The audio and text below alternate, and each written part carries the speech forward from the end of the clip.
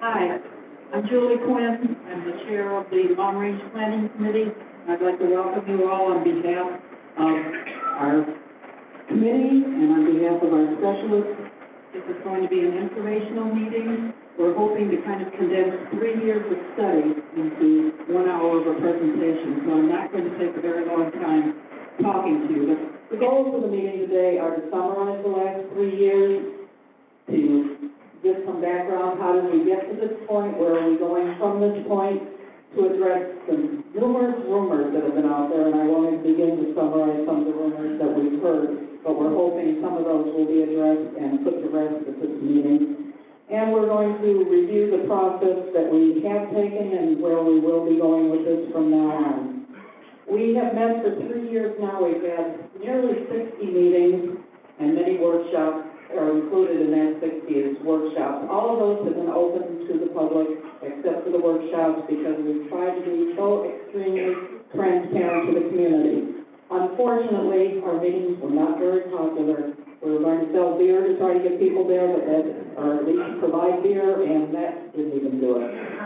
The first 2 years, our committee spent looking at all the data. We compared ourselves to other committees, and our specialists will go into much greater detail on this. We did plan a survey, which we thought was an excellent survey that gave us all kinds of data. We ran 2 town hall meetings, which unfortunately weren't very well attended, so we're hoping today will make up for the fact that all the information that was given at those meetings was not received by all the people in the community.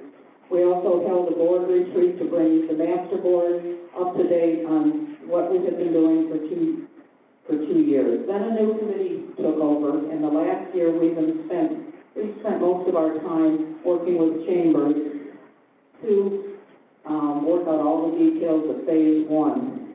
After our first 2 years of study, the top facility concerns that came out from both the survey and from our town hall meetings were that we needed improved dining ambiance and usage of this dining room, the pub noise, and the usage of the pub was problematic. We wanted to address the fitness facilities that we feel are substandard compared to other competitive communities. And we especially wanted to address the fact that we needed more dedicated meeting space for meetings, activities, all the different programs that we'd like to offer here that we've been somewhat hampered because of space. And the silent killer is our storage in this community. So with that, we put together a master plan that we thought would take us through 3 to 5 years. It's still in wet clay. There are elements that we are starting to implement, but there's still quite a bit more that needs to be decided. It would be a plan that would be reviewed each year. An action plan was put together, and at that point, I'm going to turn this over to our specialists, introduce our specialists, and they will give you a lot more detail on what has happened. At the end of the meeting, there will be a chance for you to come up to the microphone and ask questions if you have of our experts or our committee. There will be distributed after the meeting, but not physically here. It will be distributed electronically. A form of your ideas, give us your thoughts about where we are and where we're going, and that will be available to those that are on Zoom or are watching via Hotwire. The presentation that's going to be given, the slideshow, will also be available on the website after the meeting for people that are at home and maybe are not able to see all the bullet points. I'd like to thank my committee. There have been numerous upstanding people in this community that have spent a great deal of time and a great deal of thought going through this whole process. We kind of consider ourselves a volunteer fire department because we have to be available at any time to meet suddenly to iron out some details that are very timely. So my committee has been wonderful, and I hope you all thank them and appreciate the work that has been done. With that, I'd like to introduce our specialists. We have Rick Coyne here from Dallas, Texas. He's the president of Club Insight. He's worked with over 1,300 clubs across the nation, strategic planning, putting a master plan together, and he flew in and has been at many of our meetings and guided us through a long process with his expertise. Am I skipping anything? Other than you were great to work with. Skip Avery has joined us the last year from Chambers, located down in Naples. He is a club manager in Wisconsin, so he knows all the ins and outs of living in a gated community and the programs that are offered. He also was the past president of the CMA, the Club Managers in America. Am I giving the right title to that? So he has been greatly involved at the national level too. Both men are nationally known and published, so we're happy to have them here. I'd also like to introduce Baxter Frost, who has just been a wonderful boon to us as we go through the Phase 1 project, which is the renovations in the club. And all of the help he has given us with what's possible, what can be done, what shouldn't be done, and we thank him for his time. Am I missing anything? Okay, then with that, and I know my name has been taken in vain a few times, so thank you for coming. We're really happy to see all of you here, and we look forward to the input that we get after the meeting's over. I'd like to introduce Rick Coyne. Thank you. Can you hear me? Thank you, Julie, and thank you to the committee for spending countless hours. Julie said almost 60. I could probably prove to you that there were probably more than 70 meetings that happened since we began this process. And can you hear me? Oh, okay.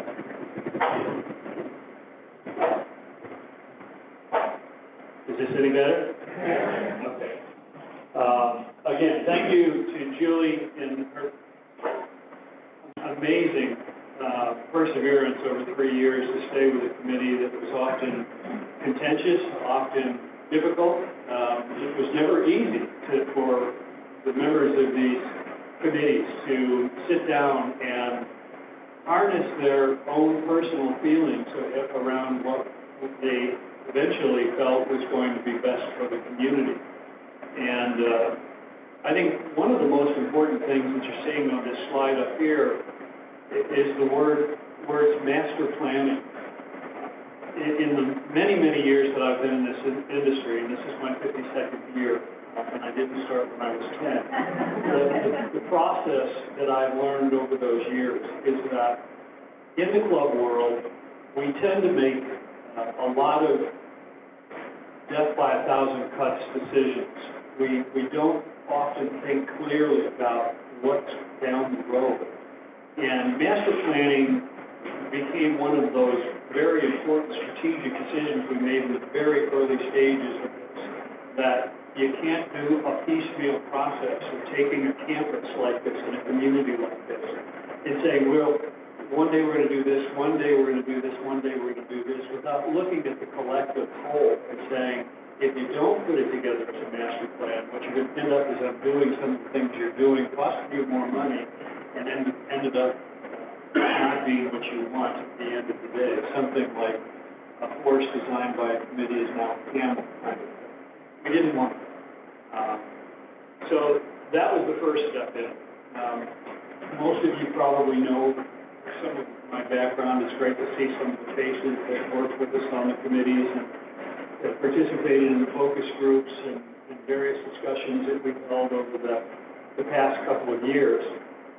As it says, I've had over 50 years experience, and again, part of my impart to you today will be to share some of that experience and where I've seen downside risks that could have been eliminated.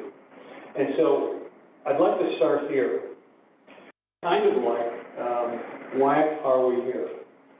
And I would submit to you, and this is not an admonition, this is not criticism whatsoever. This is what I see in communities everywhere I go, everywhere. And that is that we're here predicated upon natural human behavior. And what do I mean by that? Approximately 2 years ago, I joined the committee, and we began doing all sorts of things, and mostly talking about how do we keep this transparent, and the word wet clay kept coming up. And do you know what that means? So it's never molded quite.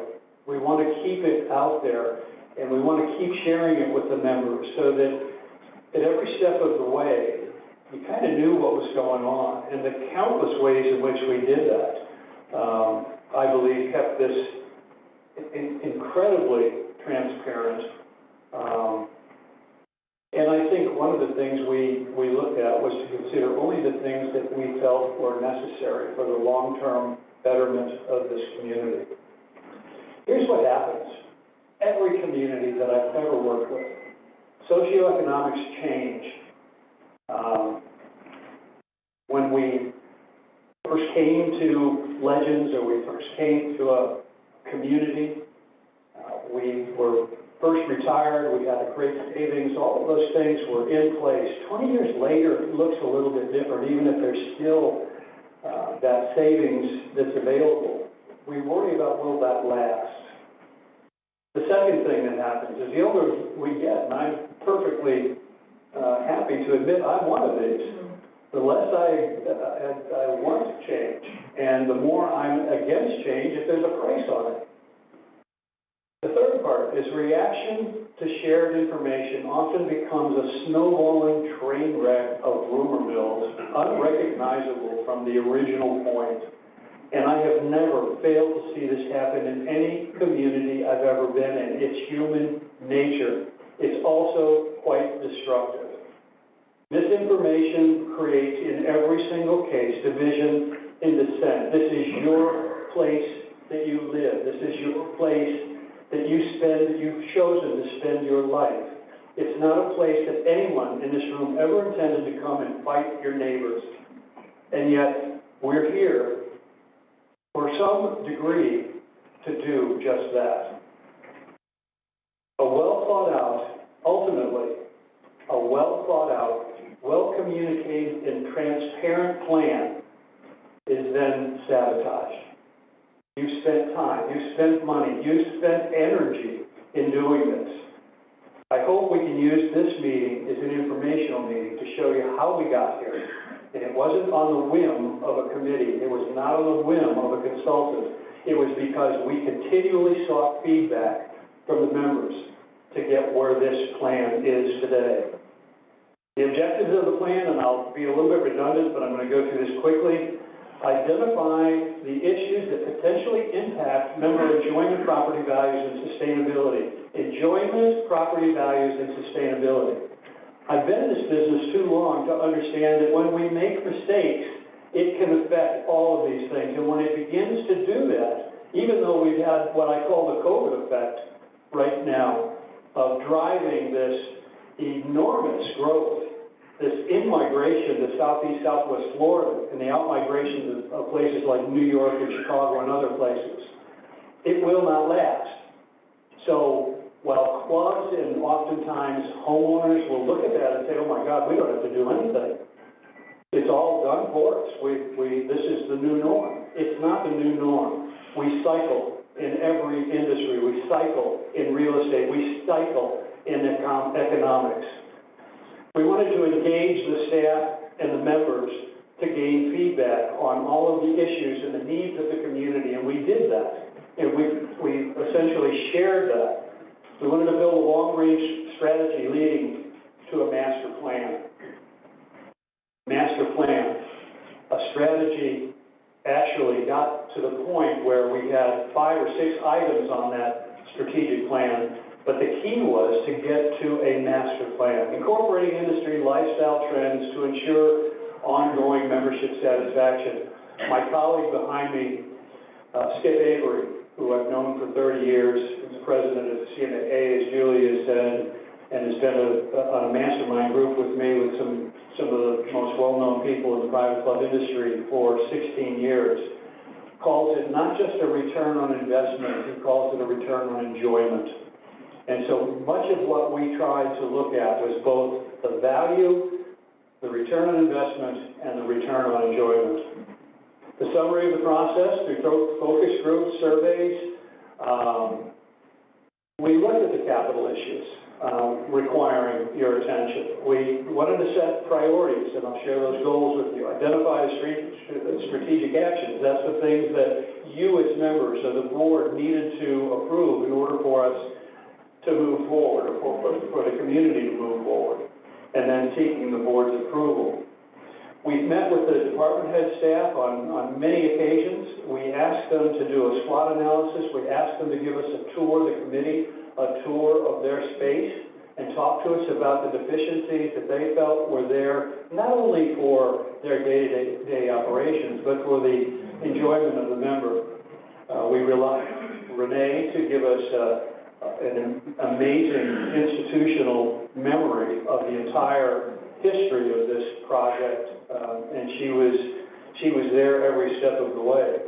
And I said that the Long Range Planning Committee was diligent. I don't remember hardly anyone ever missing a meeting, and some of those meetings became, as I said, quite contentious.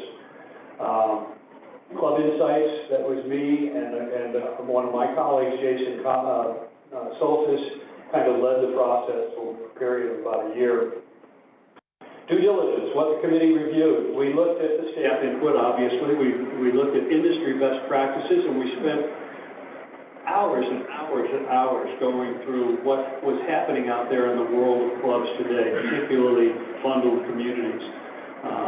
We took all of that information from the focus groups, and we recorded. We had a recorder in every one of those focus group sessions that took all of the notes for what everyone said. And we studied that. We looked at the survey. We went through every single question. One of the things about the survey that perhaps some in this room don't know is that the survey was able to not only give us a composite overview of your responses, we were able to break it down by gender. How did the female respond versus the male, as I've said to this group before? Why is that important? Because women today in most households are making 85% or more of the discretionary decision. It's important that we understand how the female sees what's going on in this world. It's been going on for a long time. Most of the men haven't understood what's been going on. We wanted to look at, we sometimes say, well, I don't care what the competition is doing, but we reviewed extensively what all of your close-in competitors, particularly bundled communities, were doing. And whether we want to believe this or not, competition is healthy, competition is important, and it's important that we understand what they're doing so that we can rise to the occasion and never let us get too far behind what they're doing.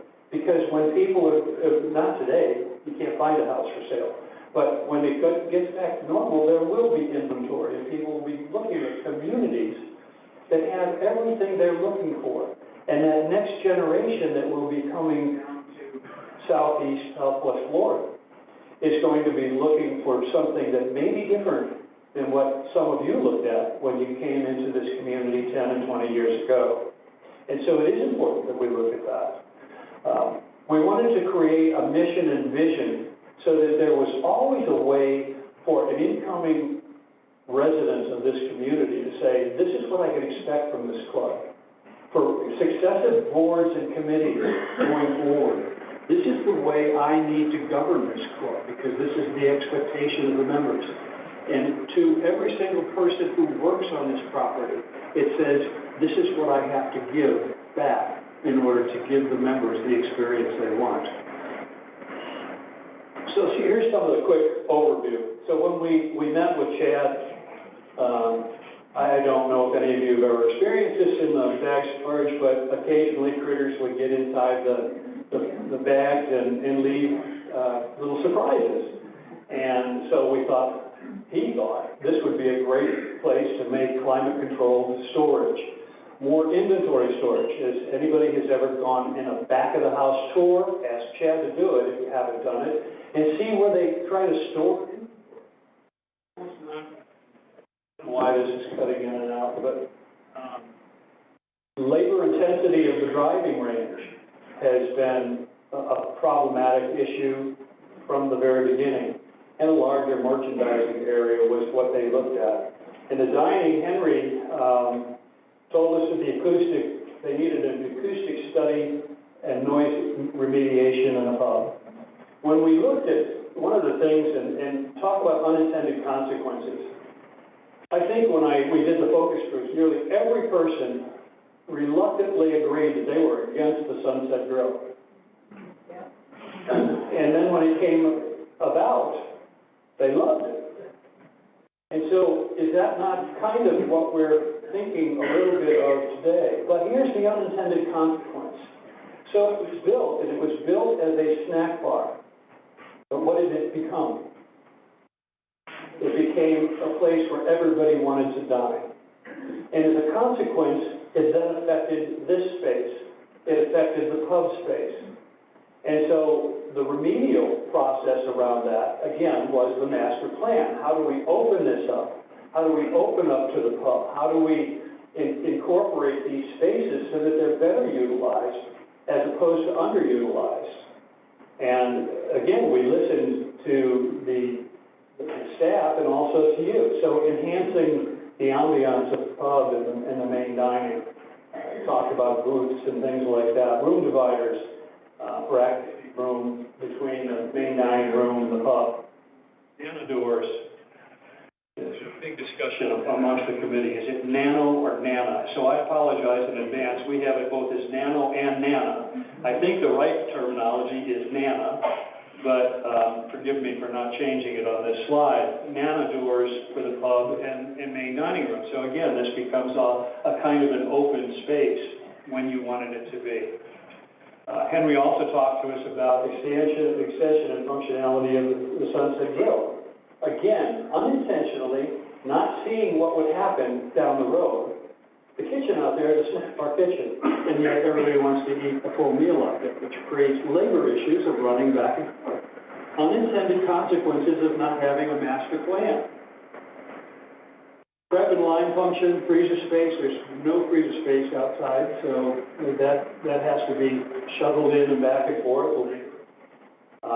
Cafe transition to a fresh kind of a marketplace, and he suggested at some point in time an open air kitchen. Todd suggested that we needed additional pickleball courts, LED lights, larger patio area. You can read this as well as I do. Storage sheds with the pro shop to centralized location, observation deck, overlooking hibachi. These kinds of things like pickleball. Pickleball is the fastest growing sport in the country. I know the noise is somewhat aggravating, and there's a lot of injuries when people go out there for the first time, not recognizing that they're going to tear a knee or do something else. But the point is that why are these important? They're important because they're easy to learn. It's social. In some cases, the two-fisted activity where you have a 12-ounce curl in one hand and a racket in the other. It's the kind of things that members enjoy. Jody suggested life in harmony when we asked her to talk to us about what she thought she needed. Spa and well-being areas, outdoor adventure, yoga, fitness. These were all the things that she saw. And she brought to our attention the difficulty in the current spaces that she had to do much of anything, especially in the youth programming, which we may say, well, we're a retirement community, what do we want to do youth programming for? Seasonal. We want to get our families down here, and we want to give those kids something to do, so they want to say, next year when it's time for the family to come down, we want to go see Nana, we want to go down to the Legends, we want to go down and hang out. Talk a little bit about COVID. It's created big changes. Obviously, one of the things that we see is the urban out-migration that I've talked about, which is urban in-migration here.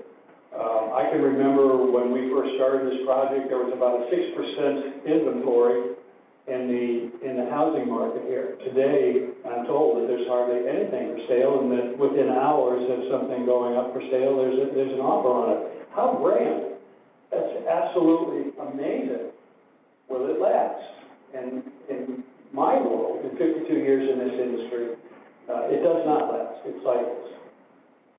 More members working from home, and I think part of that out-migration was people could live down here and maybe had a job in New York City, but they could still come down here. So that was part and parcel of this out-migration. Pent-up demand for social interaction. Obviously, when we were in lockdown, everybody wanted to be somewhere and to be able to just talk to someone other than that person you lived with for the last 40 years. Pent-up demand for golf. This has created a real issue for clubs everywhere, including you. You do a lot of rounds, and now people want to play more, to be outside. Post-COVID, we're hoping that gets back to some sense of normalcy.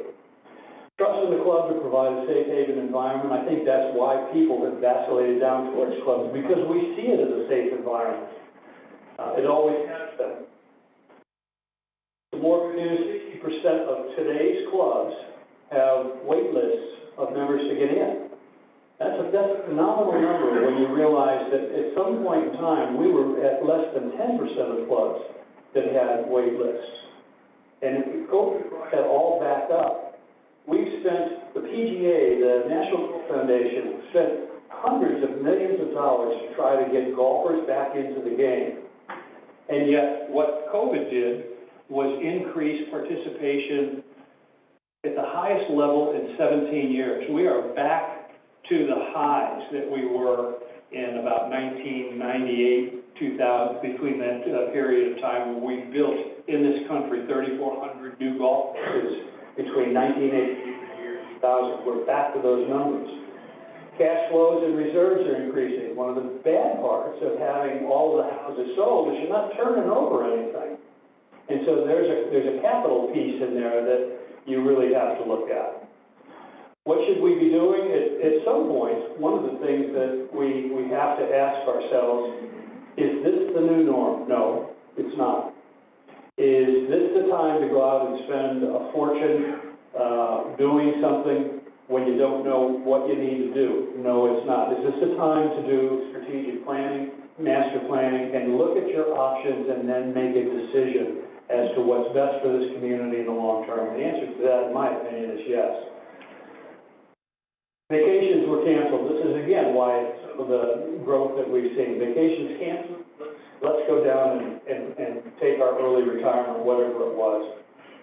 Work from home created time availability, which has created extreme stress on most golf courses around the country. Corrections are coming. Here's a big issue that we don't think about. Frankly, you are somewhat sheltered from this, I think, thanks to your management team. But you have your I want to say H2B program, so you've got your labor force coming in. I will tell you that 3.7 million hospitality workers left the hospitality business. 1.7 million of them have not returned. And so there's a shortage in almost every major city today. In fact, some clubs are limiting hours because all it does when you don't have an adequate workforce and service suffers, and even if you have the best food in town, people are starting to get stressed. Members are starting to get stressed. Labor is starting to get stressed. Even with the labor that you have in the H2B program here, you still have the issue of rising costs. The cost for labor today, we've seen it increasing anywhere from 12% to 22%. We've seen clubs in California already have begun to raise dues by 20% because of inflation, because of supply chain issues, because of not having sufficient labor. I passed, going to the airport yesterday, I passed a convenience store that had a $300 signing bonus for somebody to come in and work part-time. So these are issues that we're faced with on top of the issue that we're looking at here right now. What we're finding also is that as important as Renee has made it here, she's created a brand culture around being an employee of this club, just as she's created a brand culture around being a member of the club. So, competitive overview. Again, I know we have gone through this in a number of presentations. I'm going to be very quick. Heritage Palms, 1,662 doors. Obviously newly renovated clubhouse, dining room, pro shop at $8 million, activity center, multi-purpose facility, 13,000 square feet. Dedicated meeting, game rooms, newly renovated dining room, new pro shop. And here's kind of what some of them.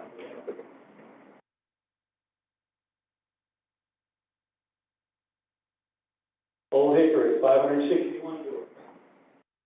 Newly renovated clubhouse, dining, pro shop, $8 million. Activity center, 13,000 square feet, includes fitness, weight room. Dedicated meeting, game rooms. Newly renovated dining room, 36-hole golf course. Here again, some of the things that they do. 18 holes. 18. Old Hickory is 18 holes. All right. Maybe they were planning.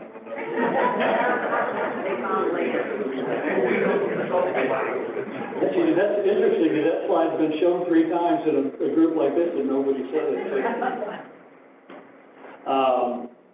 So again, here's Colonial, 1,699 doors, newly renovated clubhouse, $6.5 million, breakout rooms, dramatic views, nano walls, some of the very same things that we're talking about here. Media room, state-of-the-art fitness equipment, 8 pickleball courts.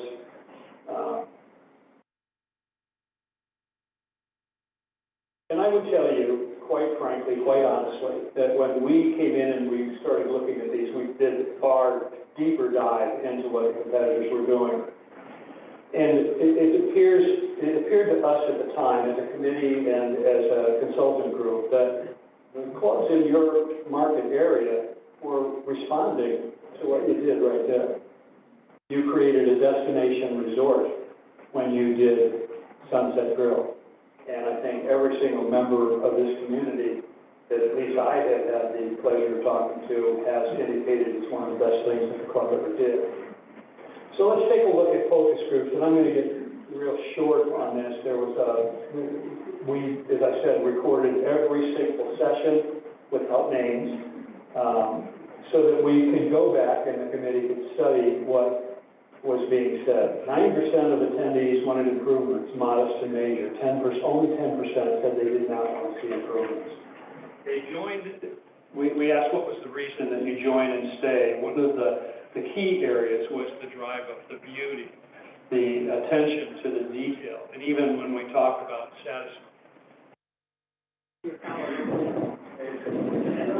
oh, there you go, okay. So even when we did the satisfaction, which I'll show you in a second from a survey, everybody rated the drive up and the ability to keep that sense of beauty on arrival was just absolutely over the top. Nearly all of the young members that joined us in the focus groups joined because the decision-making piece was the Sunset Grill. They loved the idea of a destination.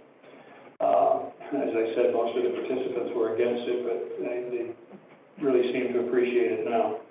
And the majority that we had in those sessions indicated that the upgrades and improvements that were made since they joined have been both appreciated and important to them. When we look at the general survey, and I think this is really important for you to understand. There were 1,288 responses. That's huge.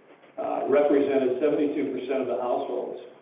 So when you look at that kind of a sampling, one of the things as researchers that we want to be able to do is to say, okay, what sampling of your members would give us a very small margin of error as a full representation of your total membership? And so our specialists have said that this amount of response gave us a 3% margin of error. Joining and retaining membership, the primary reasons that people join were typically community, the housing within the gates, the drive-up, the value. They were the primary reasons of both joining and staying. Dining and clubhouse were rated second. And I think one of the interesting things about that is that that's what we're seeing the trend in clubs all over the country. Dining is becoming one of the most important issues because it's social. And the older we get, the more social we want to be. We want to be around our friends, and I think that is not a surprise. Pool and golf rated third. So when you really look at that, golf actually ends up about 8 on the reason to join. It used to be that no matter where you went, golf was the number one reason that people joined. It is relegated now to a much lower area. Pool, again, and I would submit to you that anybody on the committee would know exactly what I'm talking about, but one of the reasons that people have tended to love that pool and use it as often as they do, because it has that feeling of a destination resort. Social events and fitness were 4, golf, pro shop, tennis, bocce, and pickleball were the lowest. But here's an important factor. Almost every single response that we got in these areas were at least a 3 on a scale of 5. That means 60% or more found those things extraordinarily important.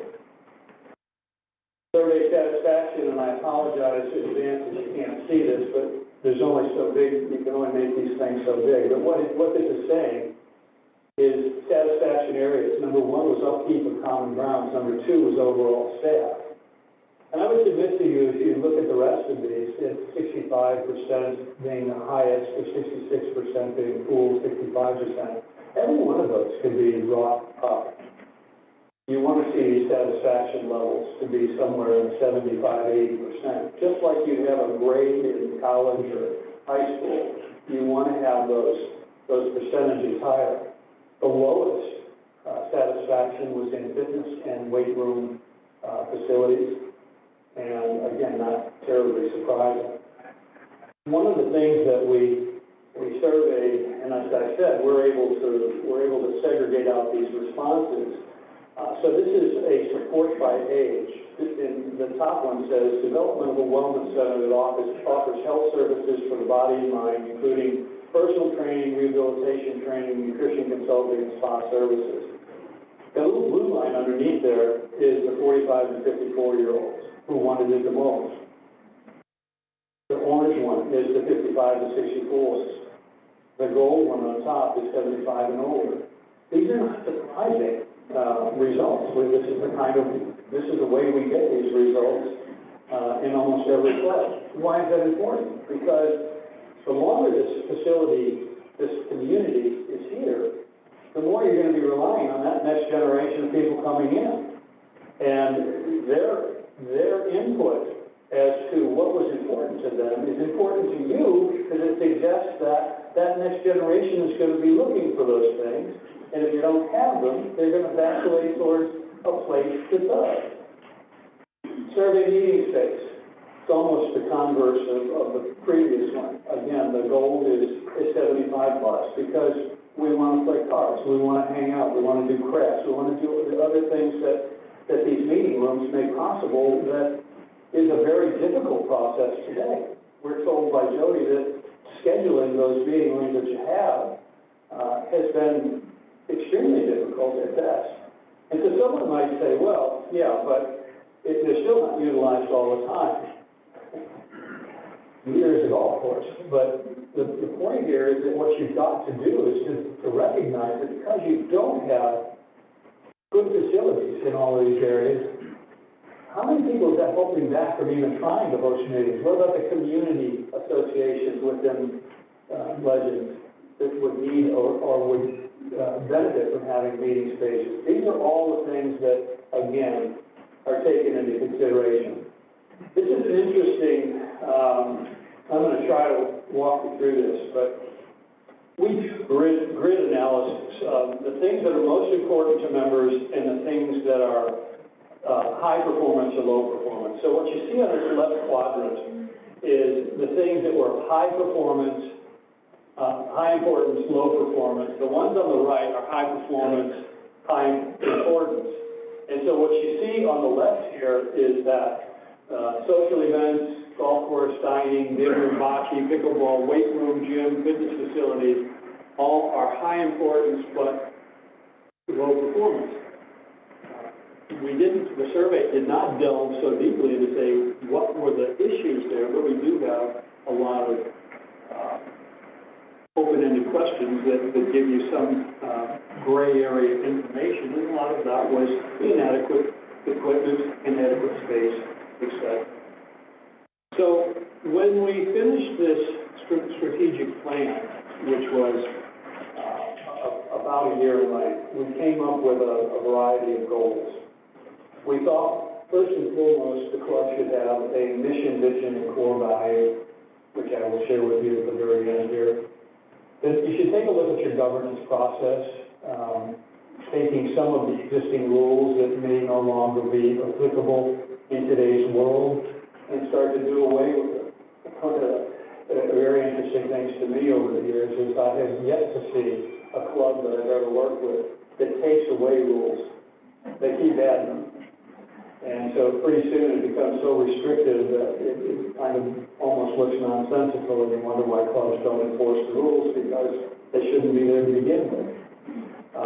Communication strategy. I think one of the things that the club did extraordinarily well, thanks to Renee and her team, was getting out information. Almost every week there was something coming out in terms of where we were in the strategic planning process.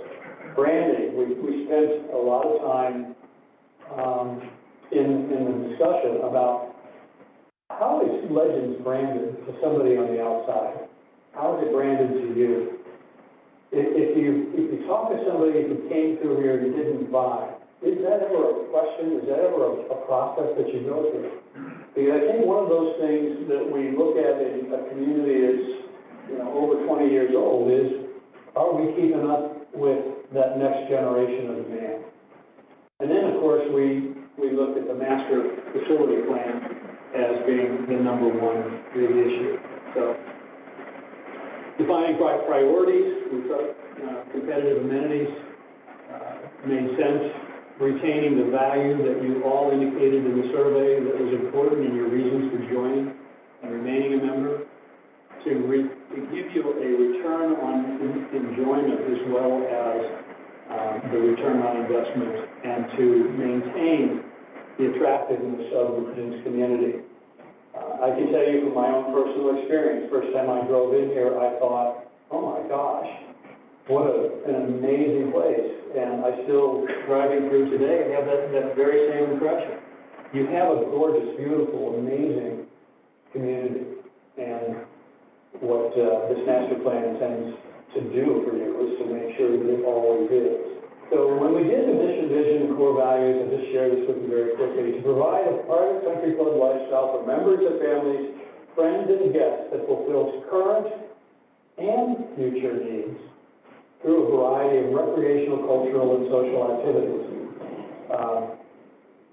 So the question sometimes comes up is when we think about current and future needs. Don't we have enough? Why couldn't we just remain the same? And the answer to that is yes, you could do that. The problem with it is that there's a finite life of almost every piece of equipment, every building on this campus. And sooner or later, the cost of maintenance of those areas, sooner or later, the cost of operation of those areas is going to get to the point where it's greater than the cost to get it where it needs to be. We looked at a vision statement, be recognized as one of the most financially stable, value-driven adult lifestyle golf and country club communities in Southwest Florida. I think you're there. I mean, just looking around and knowing the competition, even obviously in Naples, but I think that's a fact. That's who you are. One of the things that I had conversations with the folks behind me and with Renee, what happened? Why is everybody all of a sudden up in arms? And I think there were a number of reasons that were discussed, but I think a $12 million price tag probably was the thing that got everybody riled. And whatever rumors came with that it was going to be a $12,000 assessment or whatever it was going to be. That if I'm 80 years old, I'm gonna have to keep paying, I'm not gonna be able to just use these things, and, I don't wanna do that. None of that is true. None of that is true. There are ways in which to do this project that I hope, Skip and his team will at least give you an example of what other facilities are doing. Because I think it's important that you see that and recognize that this doesn't have to be painful at all. It's going to be painful if you don't do anything and you get left in the dust. And I'm not a doom and gloom person. You'll do fine for the next 4 or 5 years. But at some point in time, as the other facilities around those decisions to do the things that are necessary, I've seen too many facilities fail. I lived in Palm Springs for a long time, and I saw community after community after community. I mean, I literally, you may laugh at this, but I was 65 when I was there, quite a while back. And we went into the McAllen Theater. If anyone's ever been out there, you know the McAllen. We were there for the Shanghai Symphony. My ex-wife and I lowered the average age of that group by 15 years.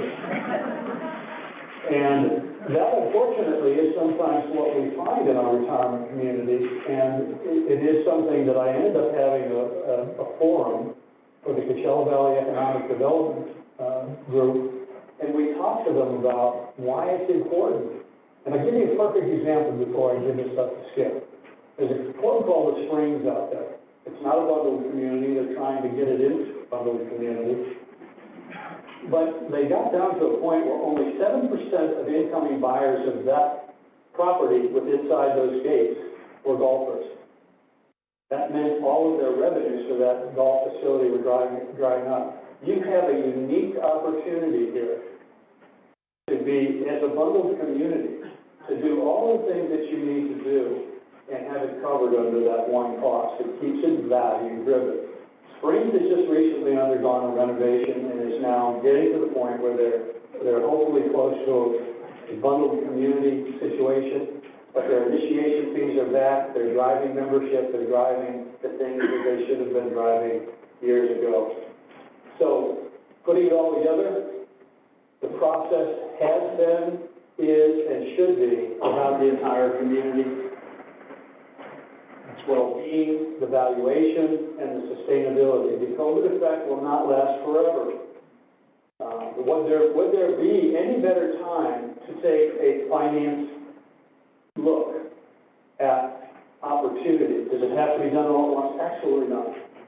But doing certain things with interest rates the way they are today wouldn't make sense. It's easy for me to say. I'm not the person that's going to have to pony up to make those decisions. It would be hard for me not to say it to you because I've been a part of your community now for 2 years. And I just hate to see what's going on in your community right now. It was never intended. And if I had anything to do with any division or derision or insightfulness of getting people angry, I apologize for it. We tried as best we could to keep this out front, transparent. It just makes sense to have a master plan, folks. And it's still wet clay. It's still wet clay. Nothing has been decided, and I hope you'll enjoy what Skip has to show you where we are right now. Thank you.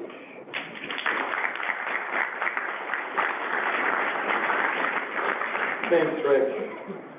I won't be as eloquent as Mr. Coyne is, but I have known him for a long time. And we have been engaged now over just about a year with taking everything that he has worked on with you to that next level. And that our process has been very transparent, and I think that has added a little bit to the angst when people would come in and out of the planning process to understand where we were. Just to give you an overview of the process in itself, so you know it just isn't us coming in and saying this is what you need. We took a look at everything that had been done at the club in the past, we looked at all previous work, we did our own facility analysis after looking at the focus groups, the staff input, your surveys, all the insight that Club Insight was giving us. We looked to come up with why are we doing what we're doing? What's driving us to do this? And then we looked at what are the outcomes that we wanted to have. And then we get into the program and the conceptuals, and everything was really based on programming. Programming was, and you hear that term come, if you've been in our meetings, the programming is all those things that you were looking to do, having the space to do that. And we come through all that, we refine the plan, we refine phasing, and looking at how we did it, that's how we got into the 2 to 3 phases, while we're already into the design phase for phase 1, and we're doing all that work getting this building to where we need it. And then we're doing the same with the other parts of the master plan. And yes, we had to come up with some costs to put it into some reality, even though those costs are in today's dollars based on conceptual plans. And I had to share that with the membership, with the committee, so they understood what we were trying to do when we were doing it. And then we get into some of those financial options, and because of the number being out there, because of some of the feedback that we were getting, we have some idea based on the other communities that we work with, and we'll show some of that later. And then as we go through these virtual, again, keeping up with the transparency of informational meetings and as we move forward. So the process really was building off of everything that Club Insight and the strategic plan was about. Some of the drivers that we've talked about was understanding the trends, being proactive, not reactive. What Rick was talking about with most clubs has been very reactive. We wanted to think a little more long-term and understanding dollars only X, how best to spend those dollars in a sequence. We wanted to make sure that we were improving the member and guest experience, making sure that our facilities were always kept at a very high level. That's why we're coming in now and remodeling this clubhouse. We need to do the same thing in other areas. Thoughtful stewardship. Looking at things from a cost-related, staying in relation to, so it is value, but having that long-term perspective. Promoting more member utilization. I'm down in this area about 20 days a month, between here and Wisconsin. My 20 days down here, January, February, March, I wish I didn't have to drive around. Whatever I could do to stay with this community, that would be heaven. Right? Oh, and so we looked at that, and then we increasing that utilization is the relevance of the whole community and the perceived value of what the community brings. What is the perceived value of what you spend? Opportunity for ROI versus ROE. It isn't all about the investment. It truly is about the experience or the enjoyment of why you're here, what you're doing. That is really the return. How do you want to spend your time? And then doing nothing isn't an option. It's just not. That's why you have your reserves. That's why your reserves help take on any certain ongoing capital needs at a time manner. So we want to make sure that we were using that. And then this plan, master plan that we're doing, was to support the vision and mission of Legends and your core values. You all saw those core values, and we used that in every time that we started to think about planning and where we had to make sure that this community was going into the future. So when we did our evaluation, we looked from the 30,000. One thing we noticed in a short period of time is God didn't give you a whole lot of land. Or maybe that was WCI. I don't know. One of those groups. So we looked at it from that, and we wanted to make sure we understood all of those different areas. We evaluated, because it was so high importance, low performance, we looked at fitness and the areas that you had to work with. We looked at the tennis and the pickleball and figuring out where on this property could we do more. From that, we had desired outcomes. One of the things that in our first meeting, when we sat with the committee, even though they've gone through all of it, I had to make them go through some of what we looked at, what were those drivers, and what were some of the outcomes. Well, based on our meetings, and based on committee, based on your surveys and everything, here are just some of those. Additional multi-purpose rooms for member activities. That was first and foremost. We don't have enough space for that. Additional storage, enhanced expanded pro shop. Because your pro shop is really more of a merchandise center than it is just a golf shop. Reimagine fitness into more of a wellness program with the different activities. Looked at our rackets operations and how that works.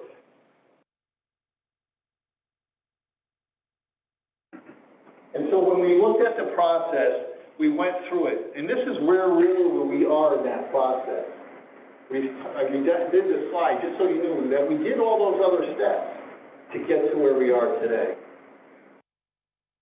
And so when we started to look at the site, back when we were approached with even in your planning, we weren't even hired yet. We were asked to say, what can we do with the property that we have? What would work based on some things? So again, we looked at the site and we're trying to figure out how to make this site more accessible. And when we know that our fitness area is here and here and the site is tight, how can we enhance some of the things that we wanted to be able to do? How can we address the tennis, where our tennis shop is here and it's in the way of deliveries and our garbage pickup before we can get to our tennis operation? How can we enhance that experience for everyone?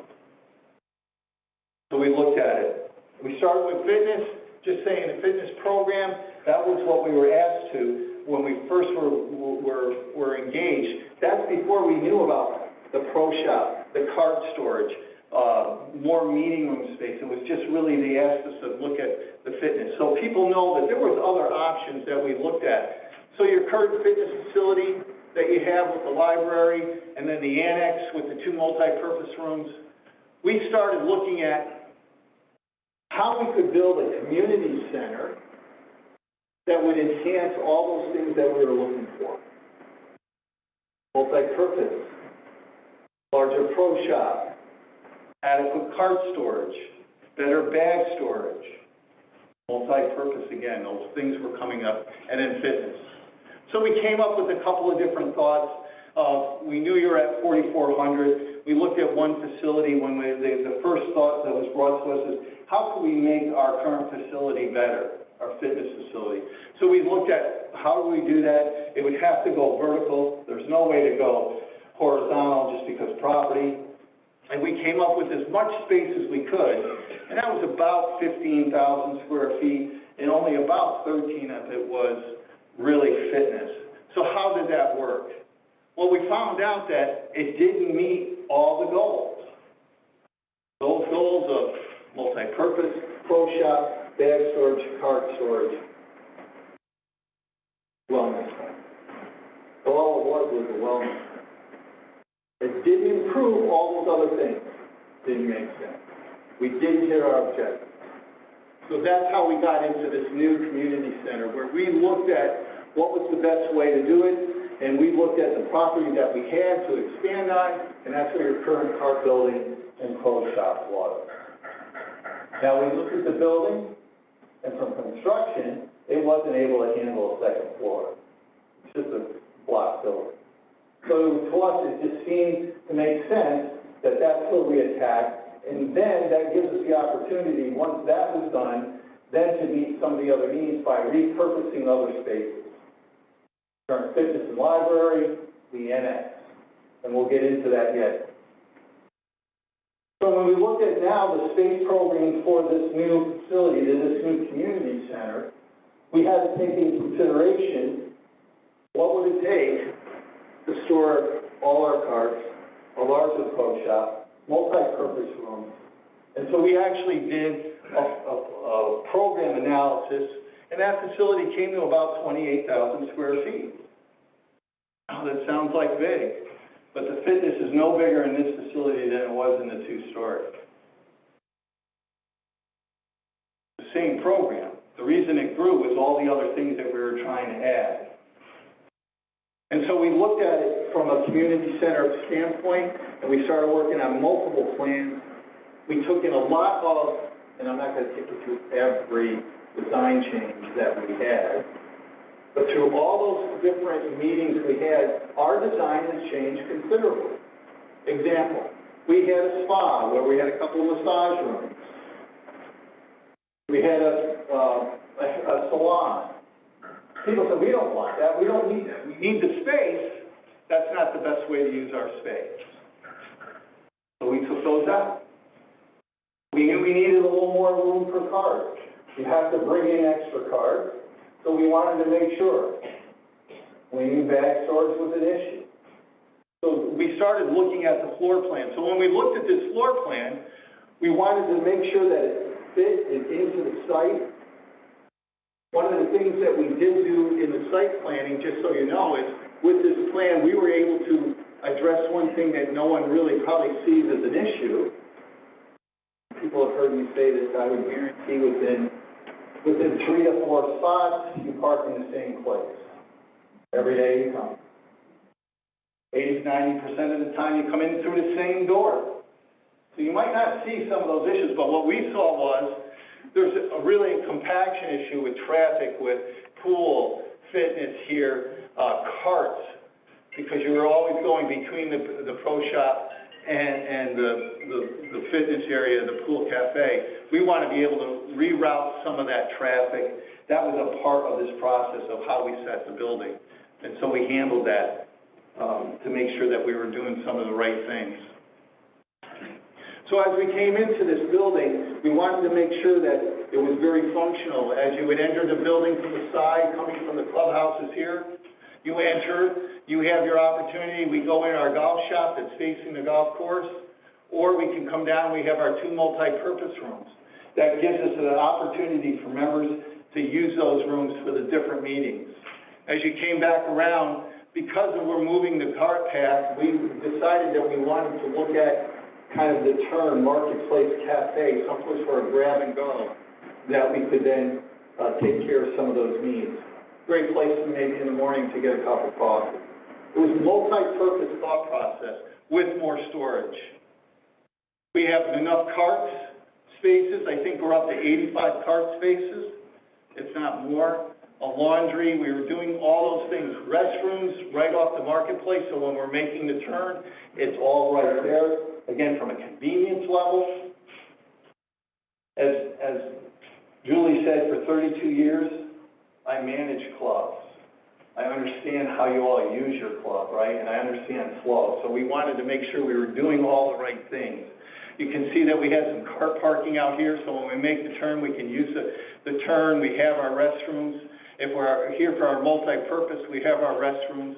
So it really starts to make sense on that. So what did that do? This square footage of about 14,000 square feet gave us the opportunity to meet our needs on a second level with our wellness center. As you come up the stairs, you then have our stretch area and our offices with the greeting. All our fitness, equipment, strength would all be facing the golf course, taking advantage of your $1 million view. That beats going to Planet Fitness, doesn't it? Rather look out over that than looking at a wall.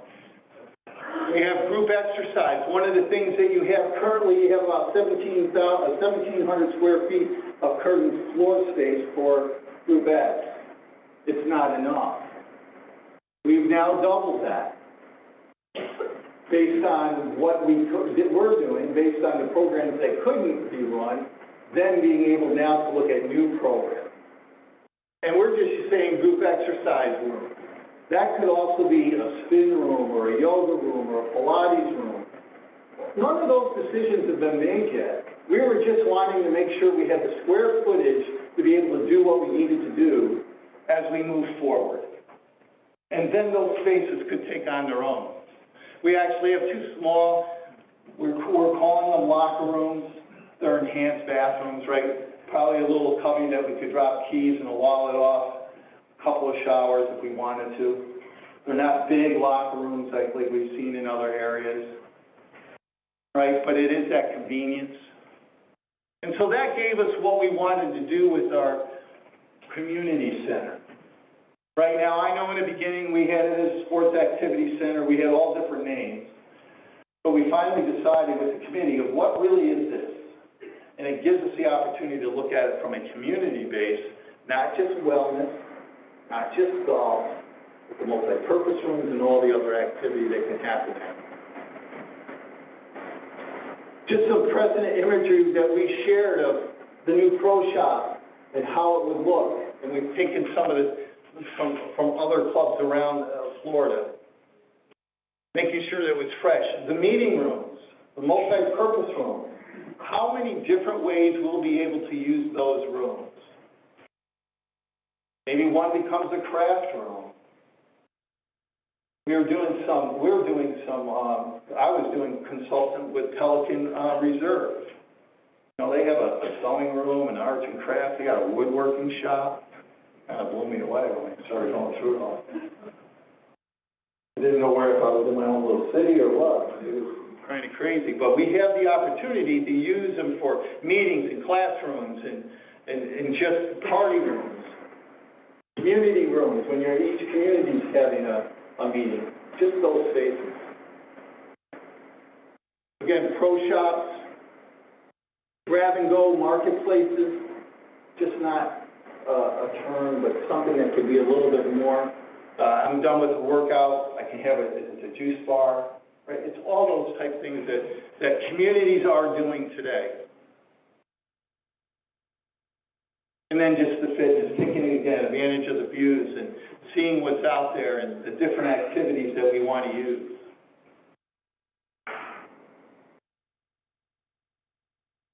Actually, we have some elevations. So what we're doing, what has been going on, and Baxter being here, is we looked at the facilities in the different buildings. We wanted to make sure this building, new building, fit in. So we kind of designed it similar to everything else that we have. The one on the top is actually the entrance from the side. This is a pro shop side facing the golf course. But it shows that a lot of the same lines, a lot of the same architecture.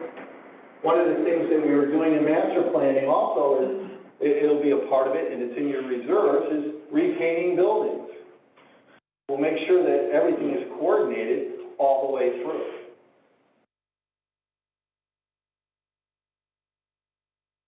So, now that we have that built, the next question is, what are you going to do with the spaces that we have? What are you going to do with our current fitness? What are you going to do with the annex? This gives us the opportunity, once we're able to do that facility, to come back and then rebalance those areas. Again, your current fitness area and current annex, just on how you currently use it.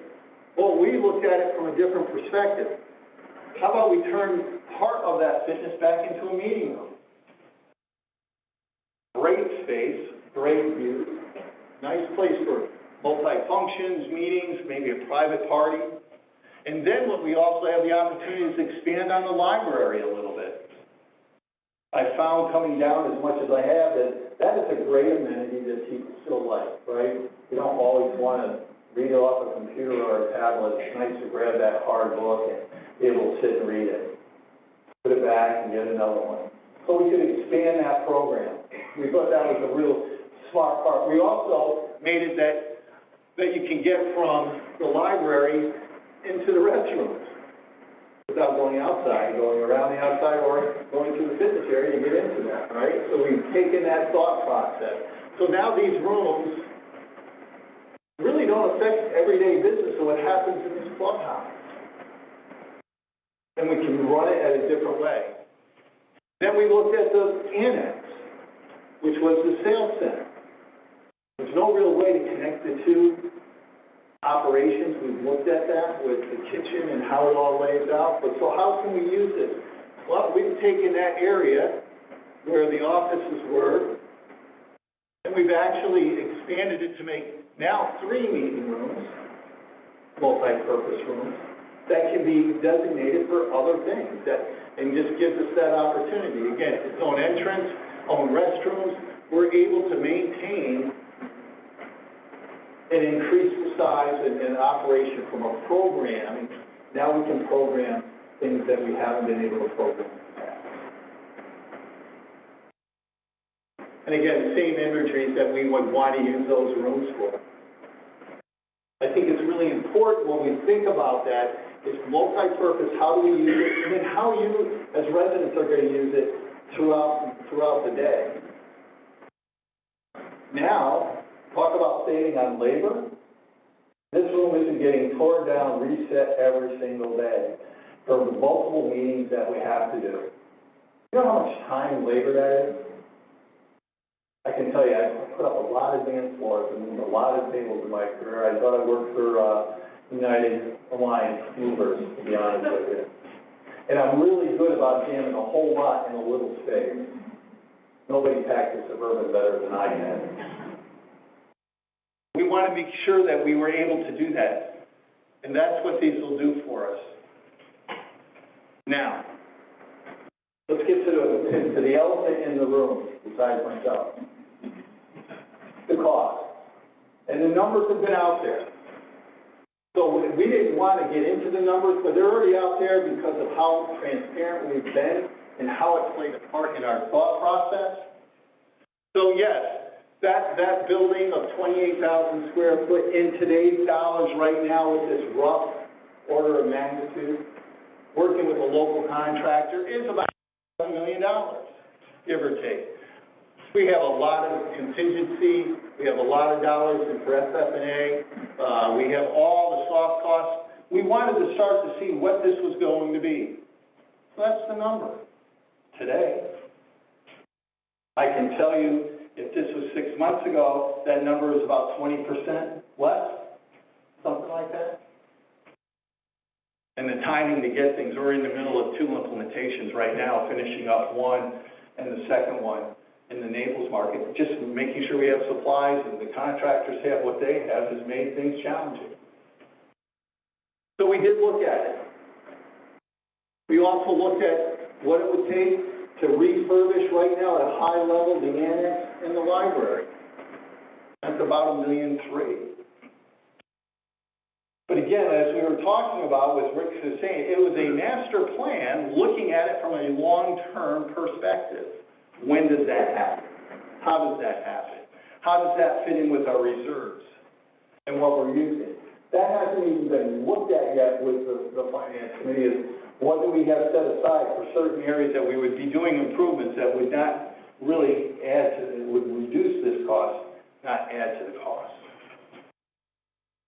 We also had to look at the court sport area, and we did. We looked at the area. We knew that some folks wanted more pickle, possibly more tennis.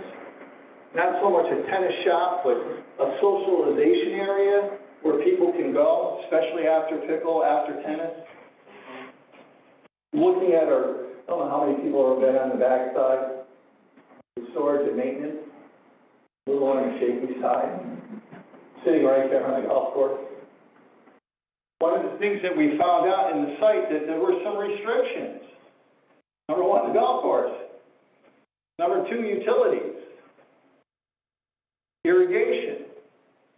So we tried to figure out how we could best use that space.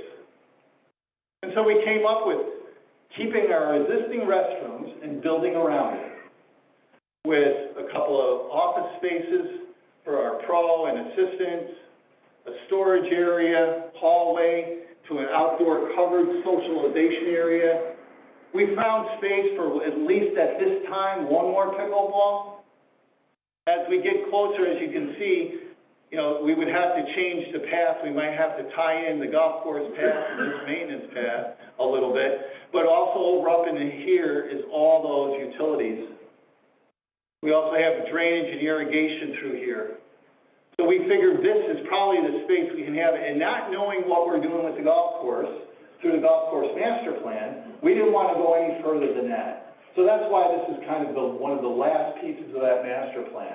But when we started to look at it, is how we could enhance that area, and so we looked at that building, again, taking off from all the other architecture we have and the architecture that's there, and just giving us a building that really fits the campus. same roof line, same kind of columns, and really making sure. And then, because of that, saying, what are we gonna do with that event area, that socialization area, that open pavilion? It's just a smaller version of kind of what we have at the Sunset Grill without the bar, without the restaurant.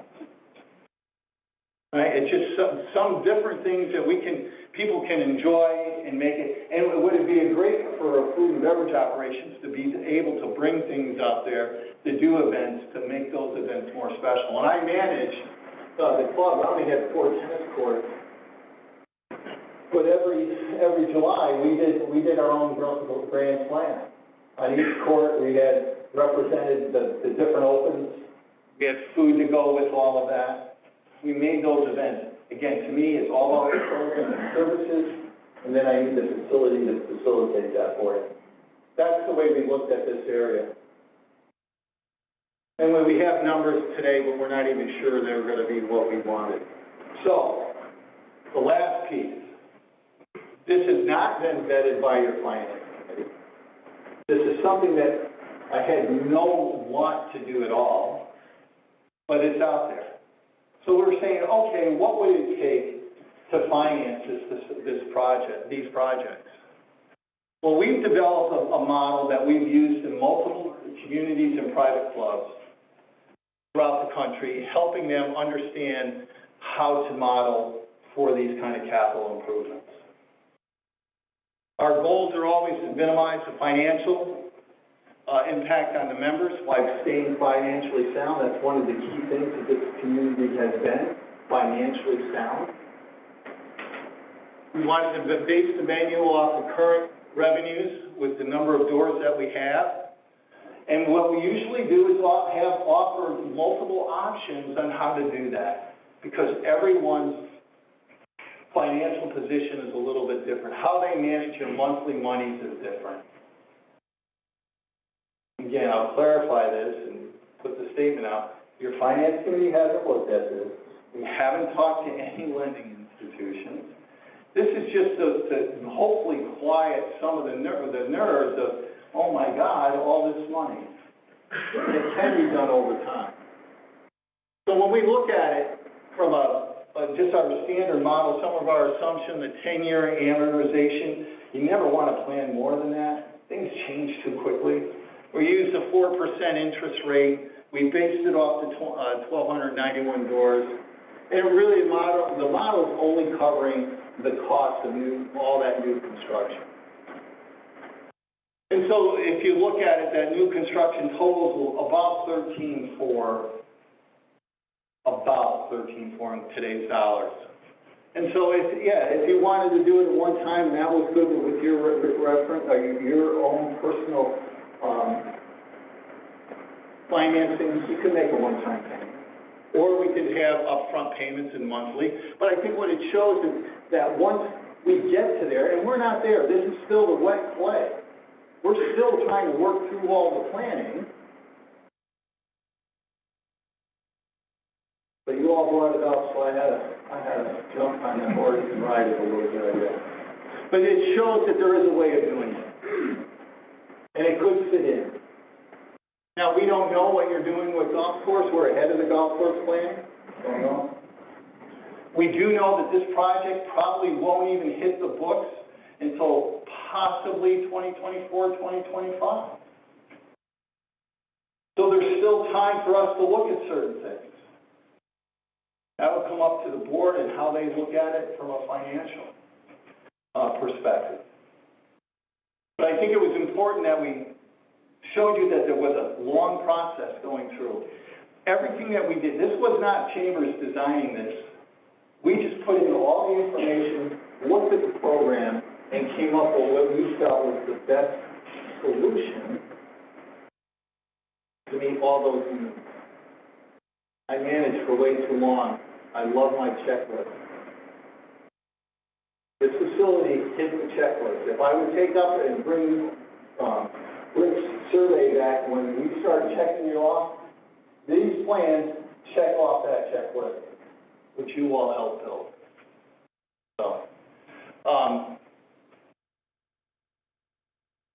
guess now, Julie, we can take comments and questions?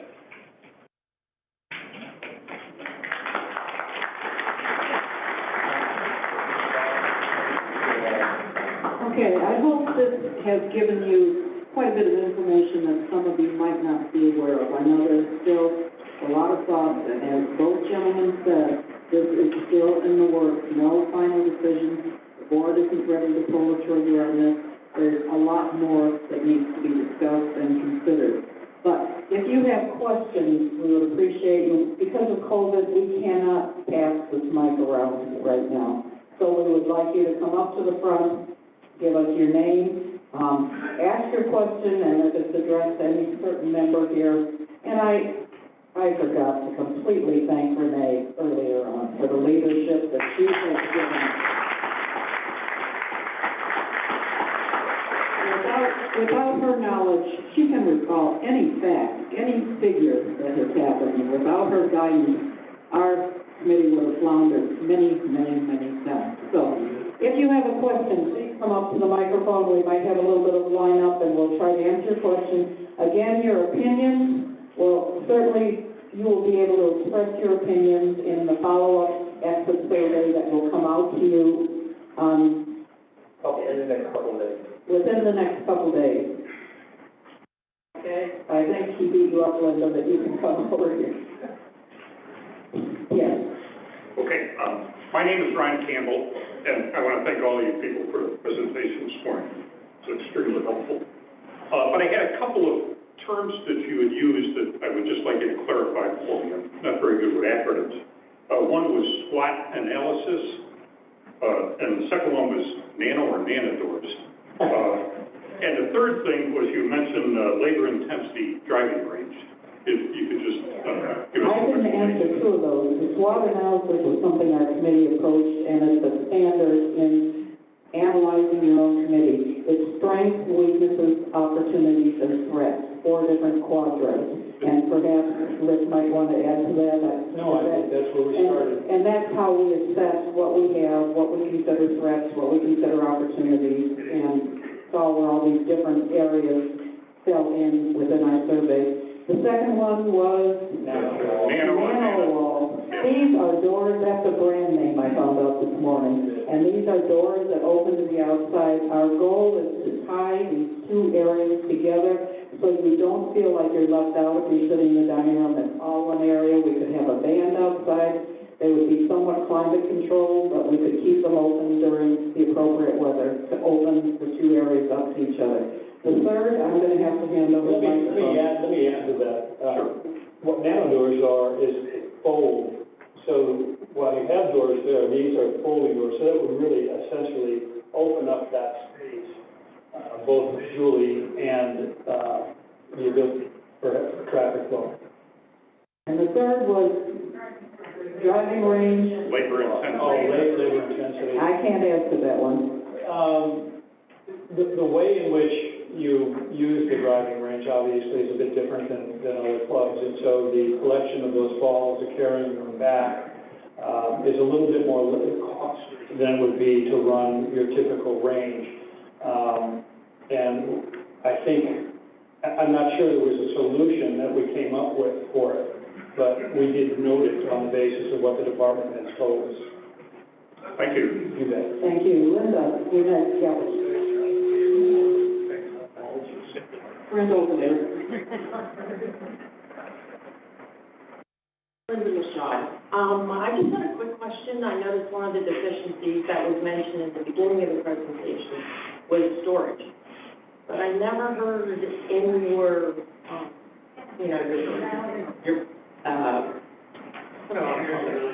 Okay, Linda is referring to storage. That was a big concern of ours. Storage for not only equipment for the kitchen, for the tables, for the chairs, for the, we have Powerhouse, they have quite a bit of equipment, all of our fitness.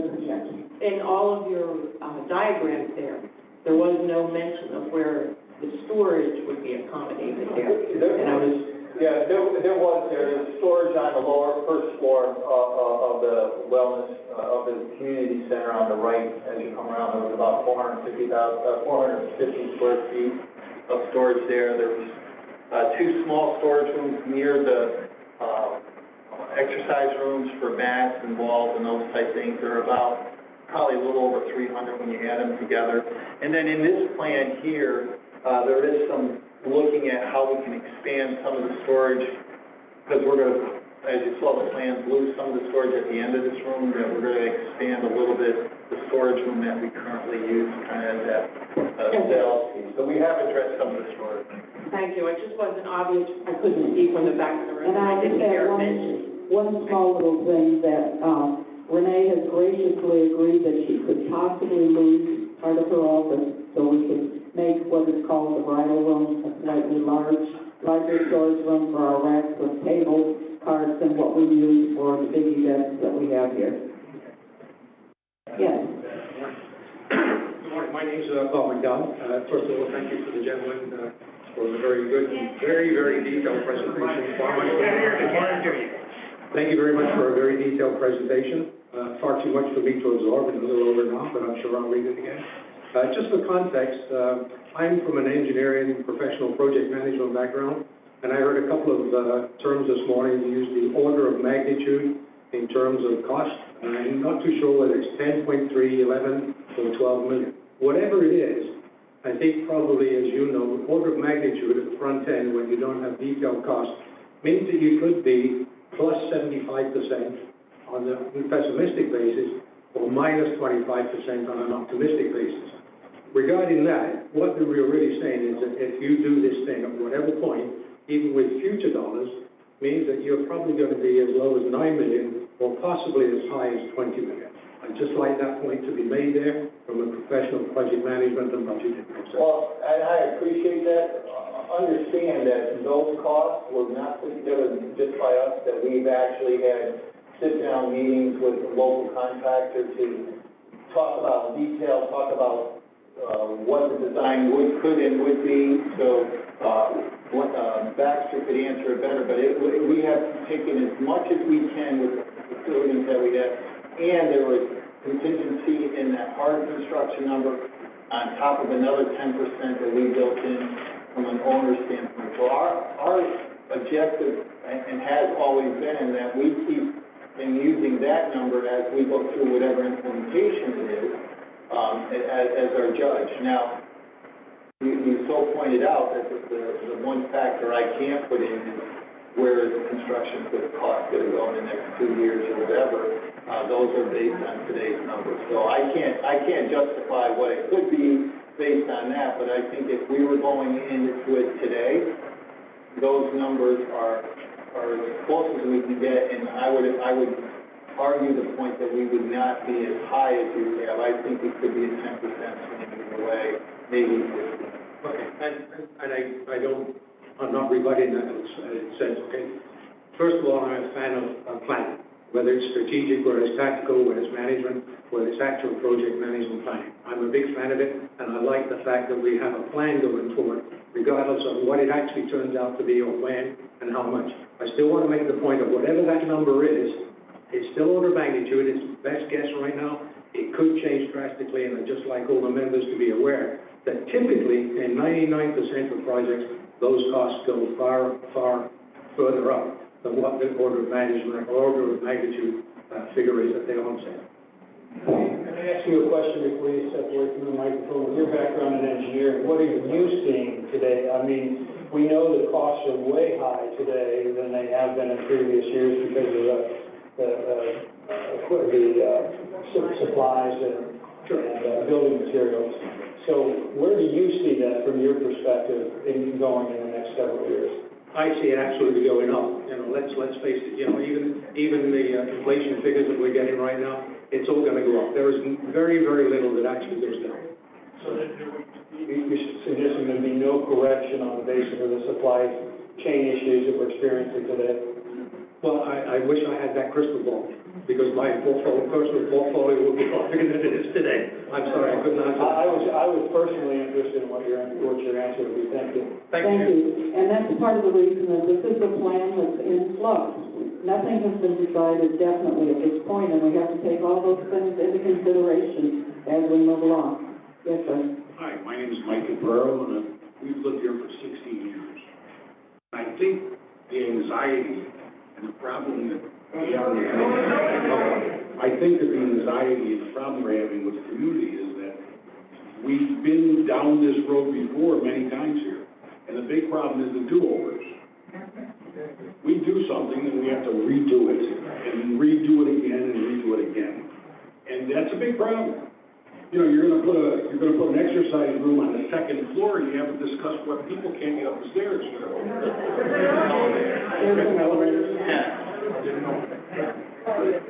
Again, my problem is do-overs. We've done pool rooms over, we've done kitchens over 3-4 times, we've done this, and it always comes up and up and up again. I can only answer that is why we're looking at it on a big scale at this point. Possibly, we could be doing that, but we did not want do-overs. Rick Coyne told us for 2 years that people underplan and then they regret it 2 years later. But we were never told that we were under planning. We were always doing it again.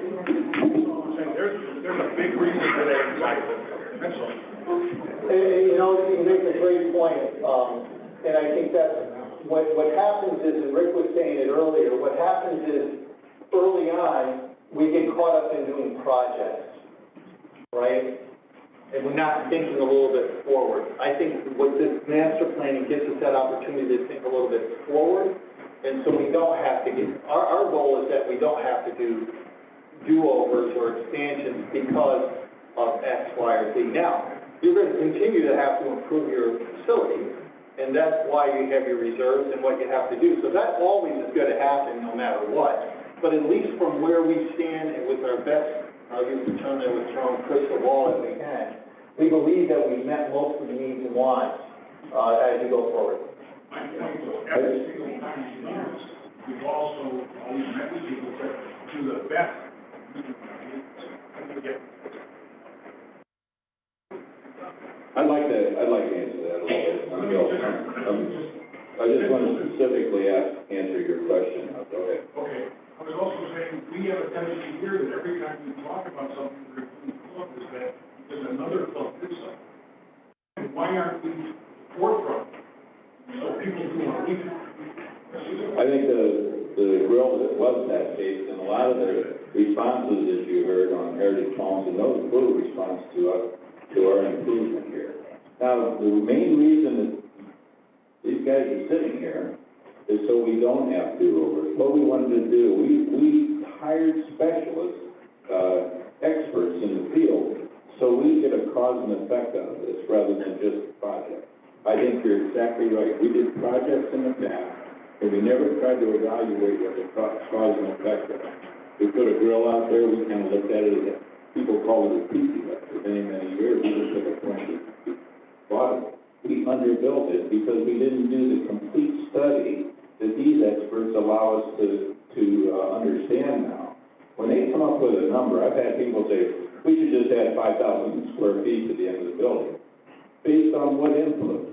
I mean, you can tell after 3 years and 60 meetings, there's a lot of conversation that went into this.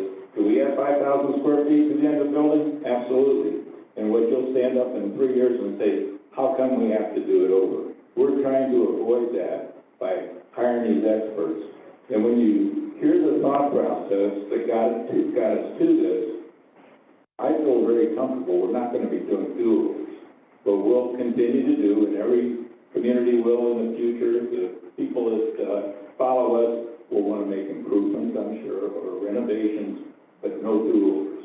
What we want to do right now is build this correctly. That's the whole goal. And if we do a stutter step and don't do it completely, I would rather say don't do anything rather than to do it wrong. Yes, sir. My name is Aldo Badet. I'll take it this way, it's going to be easier. Thank you very much for your presentation. But I recall that when we built that tiki bar, okay, was supposed to be quite lower than we paid for it. And we had a special assessment on it. So I agree with the gentleman that came before, that $12 million is far from what it's going to be. I've been at the region for 12 years, and I have nothing to envy to any other community. and I love it here. Thank you. Thank you. Yes, My name is Pearl Bird, and I would like to know, a little closer, Pearl. the entranceway right here, is that going to be all redone? And could you tell us something about what you're going to do in there? Okay, we're talking about the main entrance, the foyer, what we would call phase one, we've already showed a lot of designs. We're replacing the doors, making them much more attractive. We're putting a beautiful light fixture in there as a focal point. We're adding a small seating area with 2 chairs and a love seat, I would say, with a rug. We are moving the hostess, or our Kaylee, is going to be moved out into the lobby, more like a concierge when you come into a hotel. That will be dressed up. We're putting some beautiful wallpaper in the recesses. We're taking the trophy cases out of there. We're putting all new flooring throughout that area, into the pub, and into the office areas. And everything is going to be lightened up. It's not going to be dark. We're getting rid of the gold with the beiges. And it's all going to be lighter in this room, in the pub, and in the entryway. Thank you. Julie? Yes. We got Alton Zoo, Greg Worley. This building facility effort seems similar to the work that is being done at Widmere Country Club. Are their club expenses or economics similar to Legends? I cannot answer that. The economics of that, they're only 792 doors. They already had a funding model in place from their last work over a 10-year period. It was $150 a month. The new project, they paid cash for their church center was $2.7 million. Their tiebreaker, which is a 15,000 square foot dining facility, and their 2-story wellness center, that total is excess of 19 million, somewhere in that frame, and they're paying for that on a 10-year note at $200 a month. So it's a little bit different. It's a different size club, and I find that it's only 25 miles difference, but the economics are totally different up here than it is down there. And so but that's how they're doing it. And I know that there's other work that's being done, so. Yes, sir. Brett Smith, and I was the one who started the petition, and I just wanted the people to know what the numbers were. I didn't think that any people were paying attention to it. So with the help of some other members here, we circulated the petition. And I've been through a lot of doors in the last 2 weeks, and I will have to say that 97% of the people that I talk to have big concerns over the money that's going to be spent on this. Some people even saying that they would have to sell their places.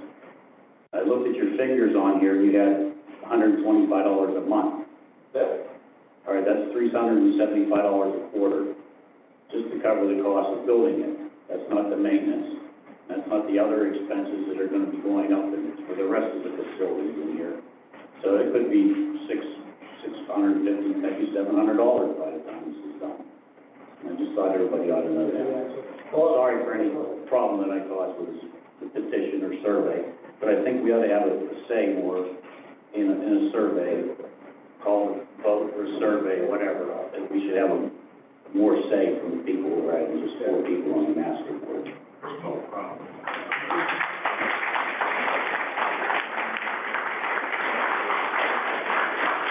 Thanks, Norman, I certainly understand that. We are all members here. We have some of the same concerns, but our committee was charged to look at a plan for the future, 5 or 10 years down the road, and that's what we have been working on. In terms of the finances, yes, our documents say that the master board does have the ability with 4 votes to immediately enact it. That is not the feeling. I can assure you that we are ready in any means to jump on this right away just to push it through.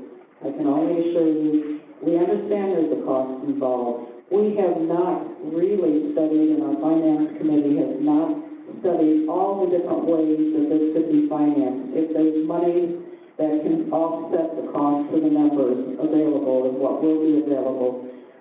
I can't speak for the finance committee. Bill, is there anything you'd like to add to that? And it's like anything else, every time we are going to spend money, people want to have a vote on everything that we do. We did bring it up as an amendment here a couple of years ago, which did fail. But the fact of the matter is we have a representative government here. So you vote for us to make the good decisions for you. If you think we're doing this in a void, not contacting you and talking to you and understanding what your feelings are, we have exactly the same feelings. Whatever I would vote for that would assess us for you, assesses me as well, and everybody that's on our master board. That happens to be the government that we have. It's a representative government. And that's why you vote in the people that you do on the master board. If you feel comfortable, we're going to make the best decisions for you. And so jumping ahead and saying, we're out of hand, or we're going to force something down your throat, no intention in that. I think one of the best statements is wet clay. We haven't made a decision on this at all. The question that came up about the front, that's phase one. We're talking about phase 2 and 3 at this meeting today. And we're not close to making a decision, and we still have to talk about it. But I think what you found out today, those of you that came, it's good to see this kind of representation. There was a lot of thought that went into this, and there's a lot of reasoning that goes along with it too. Whenever someone asks me to sign a petition and they say, sign this because you're going to be charged $10,000, I'm going to say, yeah, I don't want that to happen either. Understanding why we would be charged something may make a decision. I think one of the best statements here is the train wreck of misinformation can destroy this community. It almost did with that grill, and the same thing is happening here again. You have to trust. You don't have to. I hope you trust that the people that you vote in, myself and everybody on this committee is doing this with your best interest in mind. And we're not going to force something down your throat that doesn't make sense for this community.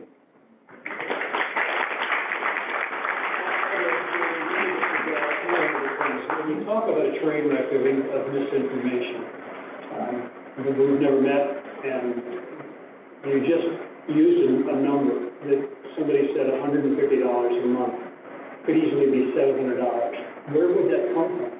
What are you talking about that would raise those numbers? Well, you had on there, it was $125 a month, which we pay our quarterly dues, which would be $375 a quarter, raise in our quarterly dues. Plus, you got to pay for the maintenance of the building. You know, you got a cafe there. All our amenities with food and beverage lose money. So now we're going to keep this halfway shop open for golfers, and then we're going to have another one that we're going to have lose money on. I don't see the reasoning in that. I'm curious as to the number that you use. 700 going from 125 to 700. That seems to me to be, no matter how I might think of that. Between inflation and the added cost of taking care of this building, I mean, we just had, what was our last $200 we went up, our quarterly dues? Renee? I think that includes your golf. That was golf, which was the easy one. So, that's what I'm saying, it's gonna go higher. It's the same as like the gentleman said, the cost of the building is gonna go higher. I didn't misrepresent the numbers. The numbers are the same numbers that I put on the petition. I said $12 million, and that's what it's looking like. I would encourage everybody that's here, everybody that's on Zoom, and everybody that is tuning in on Hotwire, you will have the chance to put all of this in writing, and we certainly, as a board and as a committee, will consider every comment that comes in, and we will consider it greatly. I can only say that. Renee just reminded me that people are writing in some anonymous comments. Those will not be read at the meeting. So, yes, you have taken a survey of people, a petition, and we appreciate the feedback, and we expect everybody can provide their feedback in the exit survey that will come out in a couple days. Okay, thank you.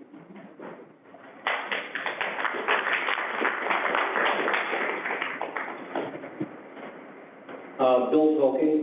I just want to pick up on something that Bob McDowell had mentioned and a few other people, but it hasn't really been discussed with the group. But it's very important to all of us. And what that involves is, with this new project, there will be an assessment allocation required. That being social members only that are just social will have an assessment, and those that are social and golf will also have an assessment. Would you please address that?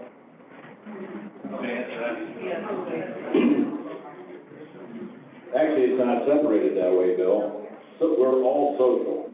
If we do this, and it's a social operation, and it's a building within Legends, that's all owned by the Master Association, not golf.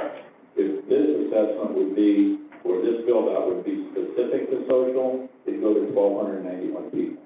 If it just happened to be golf, that's different.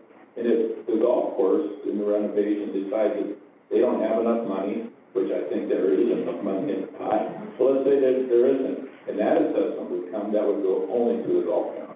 So it's very separate here. We're all social. Everybody sitting here is a social member. And they were the ones that, so everyone would get the same, if we decided to charge $125 a month for this, 1,291 homes would get $125 a month. Let me just comment back. The facility that's been recommended is, the lower level is golf, isn't that correct? That's true, but all of our facilities are owned by the master. We have the opportunity to enhance any part of this if we think it's worthwhile to do that, because remember all the revenue that comes out of golf comes to the master board. And if we build something, if the only footprint we can find is on that golf shop property, then we're going to have to, might as well make it right. You know, I said this all along, even when I wrote my comments a month ago when we were talking about an exchange. All I want to do out of this is to make this right, so we do it one time and we never have to do it again. And who knows? I'm sure, like I said, the following people will want to do something different, but I just want us to do it once and make it right. It just happens to be on that footprint. Otherwise, if we had land, we probably wouldn't even touch the pro shop right now. Wouldn't even consider it. My interpretation of our documents might be wrong then, but what I've looked at is I've looked at the definition of common property, and I've looked at the definition of golf facilities. And what I'm referring to specifically is under assessments 15.22, which relates to assessments for golf, and 15.32, which refer to assessments for social. In each one of those, they mention, for example, social for an assessment, it says excluding golf. 15.6 kind of makes the general comment that kind of combines both of those together. So based on the definitions of common property and golf facilities, I think it's worthwhile taking a look at, because my interpretation is there would be two different assessments. You have strictly social in one building, and I mean social and golf in the same building, which would require two different assessments. That's not true, Bill. It is, the golf shop is provided by Legends as a community. It's being used for the golf course to make it worthwhile. When Lennar built this, they built a golf shop. How are you going to have a golf course without a golf shop? The property is owned by the master board, by the common. So if there's an assessment, it's going to be common. Now, the golf course out there, there's golf course grounds, which goes specifically to the golf memberships. We're not going to break out the cost of the pro shop there and charge only golf people. Absolutely not. Because that building is owned by our common grounds. We own all the buildings here. So we're just providing golf with an opportunity to have a pro shop inside of that. So we provide that just like we provide a tennis court.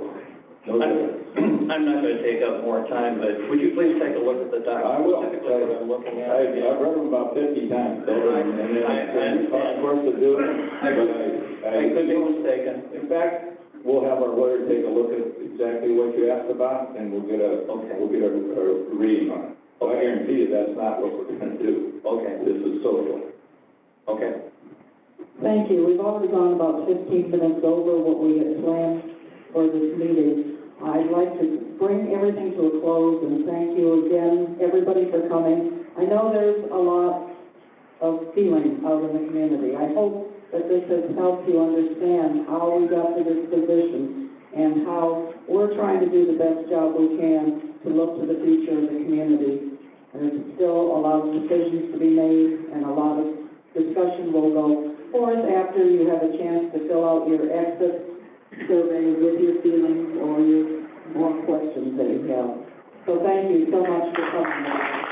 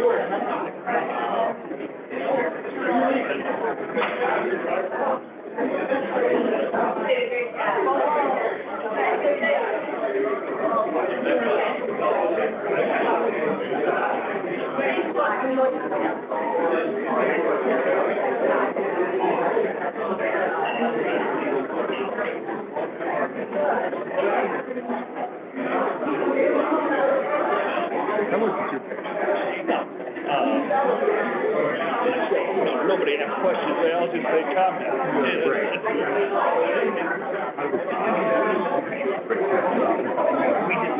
We didn't know that. Nobody told us.